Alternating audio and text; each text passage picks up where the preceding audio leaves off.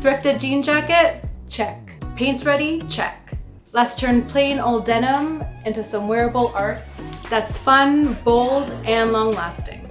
All right, before we start the project, I just want to share 3 really important tips for painting on jean so you're set up for success.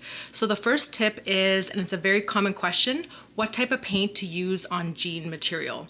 And my answer personally, like everyone's gonna have their own opinion, but my personal opinion is fabric paint is your best route forward. And the reason for that is because fabric paint is actually designed to work on fabric. So especially if it's something you're wearing, it's going to be very flexible and kind of move with the material. It's also going to resist cracking, fading, and peeling. Now you might be tempted to use the cheaper quality paints, and you actually can. So acrylic paint will bond to fabric, but the thing is you might see over time that it cracks and it becomes quite stiff. So I'm gonna show you an example. So I painted this canvas fabric with this dollar store paint, and as you can see here, it's really stiff and it doesn't really move with the fabric. It kind of actually makes, I don't know if you can hear that, but if I bend it, it makes like a really stiff cardboard sound, and that's just paint on fabric. So while it does bond and give beautiful coverage, it's not as flexible as fabric paint.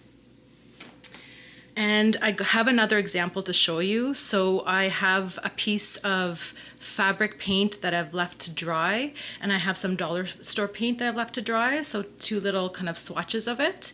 And as you can see here, this is the fabric paint. So the fabric paint here is really flexible. Like when you pull it, it stretches like that, kind of like gum or tack. So that's a really beautiful quality about fabric paint, and it's also going to move with your fabric once it's bonded on. Now with our dollar store one, so if I try to stretch it, it just breaks apart like that. So it's really crumbly, and as you can see, there's like cracks in it once it's dried. So that's a potential of what could happen if it's painted on your fabric and the fabric is pulled. If you have like a stretchy elastic kind of jean, that's kind of what could happen. So I just wanted to show you that. Okay, so that was tip 1. Now for tip 2, what I found with painting on jeans, especially like the dark ones, is that painting your color right over top your jean, you're gonna need multiple layers to make that color pop.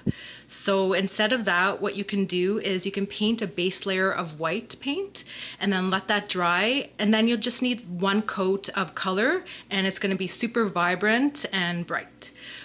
And the third tip is, in terms of using jean jackets, you actually don't need to go out to the store to buy a brand new one to do this project. So I grabbed this one from a thrift store, a local thrift store in my area, for about $10. Another idea is you can look at your buy nothing groups or even ask your neighbors, which makes this project inexpensive and also eco-friendly. All right, now let's paint this jean jacket. All right, so for the first step, I have just placed a piece of cardboard in behind the jacket, just so we don't have bleed through when we paint over top. Now the next step is I'm using my fabric paints, the Alpha Flex fabric paints here, and I have just a little bit of white on my palette. So I'm just gonna grab a little bit of that on my foam brush. So I'm just going to take it and sweep it across the back. And I kind of want all those like wrinkles to show through, because I'm not trying to cover the denim here. I just want to create kind of like a rustic background. So I'm just gonna hold it like that. So once you're happy with that and you're done this layer, we're gonna wait for it to dry before adding our design over top. And if you're also in a hurry, you can use a hairdryer or even a heat gun to speed up the drying time. So the next step, once your denim is dry to the touch, is we want to transfer over our design onto the jean jacket just to make it easier to paint. So I initially tried this carbon paper, and as you can see here, this is like a black carbon paper, and I thought it was going to be easy to trace onto like a lighter background since we covered it with like white paint, but it actually didn't transfer really nicely at all. So you can see that it's really hard to see. So then I did a little bit of research and I found a really good idea on Reddit where someone suggested just taking your paper and taking a piece of chalk and coloring over the backside of the paper that you want to transfer with their plain chalk. You can also use fabric chalk too if you want to use something that's made for fabric, but I'm just using my kids' chalk right here. And I'm using it in like a pink color. You can also use, but you can use any color you'd like. And then you just basically like flip it over.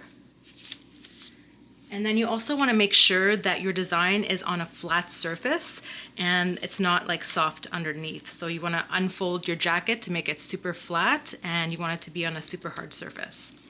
And then all you're going to do is you're going to trace on the front side of that design. And then you lift it up and you can see the design much more crisper. So I'm gonna go ahead and trace the rest of my design with the chalk method. All right, so I have my stencil all transferred with my chalk and I'm ready to paint over top of it. So to use this fabric paint, I'm just using my typical acrylic brushes. So I'm using a really thin brush here so I can get a lot of control over where my strokes go. And the texture of this paint, since it's nice and fluid and thin, makes it super easy to apply over my fabric. So this is gonna take a while, so I'm just gonna put some music on and just paint away.